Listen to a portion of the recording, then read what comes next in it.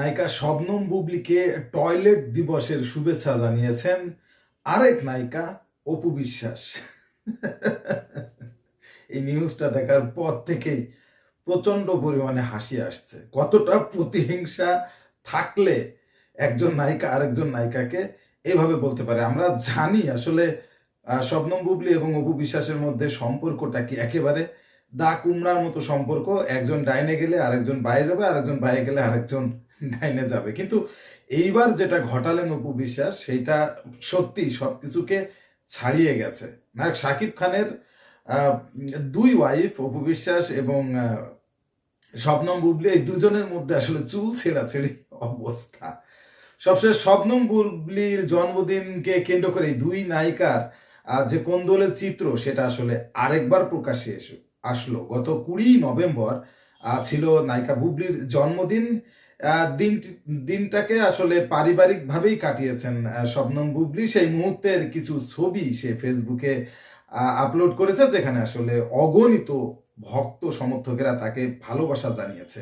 তবে বুবলির জন্মদিনের পর, অর্থাৎ কিছুদিন পর, অর্থাৎ 24 নভেম্বর, অর্থাৎ গতকাল, অপু বিশ্বাস তার ফেসবুক প্রোফাইলে লিখেছেন, late post happy toilet day, 20 নভেম্বর। এরপর একই সঙ্গে অট্টহাসি দিয়ে ইমোজি জুড়ে দেন। এখন 20 নভেম্বর জন্মদিন ছিল বুবলির, এবং সেই জায়গা থেকে অপু বিশ্বাস পরিষ্কারভাবেই যেটা লিখেছেন, তার মানে কিন্তু এটাই দাঁড়ায় যে জন্মদিনে বুবলিকে টয়লেট দিবসের শুভেচ্ছা জানালেন অপু বিশ্বাস।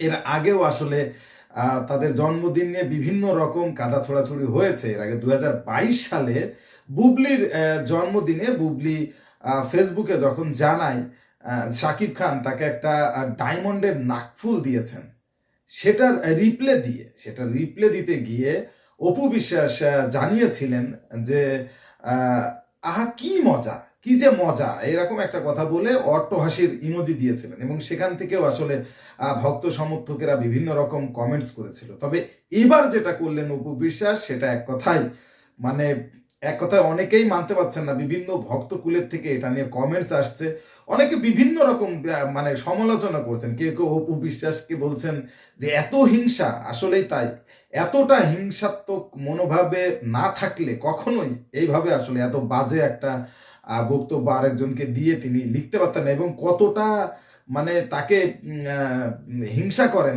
সেটার পরিমাপও আসলে এখান থেকে বোঝা যাচ্ছে। এবং ম্যাক্সিমাম লোকেই কিন্তু যারা কমেন্টস করেছেন, নেগেটিভ কমেন্টসই করেছেন যে এত বাজে কথা, এত বড় কথা আসলে তাকে বুবলিকে বলা উচিত হয়নি।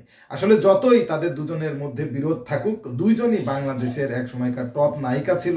সব মিলিয়ে তাদের যে একটা রেসপন্সিবল আছে এবং সামাজিক দায়বদ্ধতা আছে, সেই জায়গা থেকে আসলে এই ধরনের কাদা ছোড়াছড়ির কতটুকু প্রয়োজনীয়তা আছে বা কতটুকু দরকার, সেটা আসলে বোধগম্য নয় আমার। এই বিষয়টাকে আসলে কিভাবে দেখছেন কমেন্টসে জানান। আসলে কি অপু বিশ্বাস যে কাজটা করেছে বুবলিকে নিয়ে, সেটা আসলে করা কি উচিত হয়েছে কিনা, অবশ্যই কমেন্টসে জানান। ভিডিওটা ভালো লাগলে লাইক, কমেন্টস এবং শেয়ার করবেন।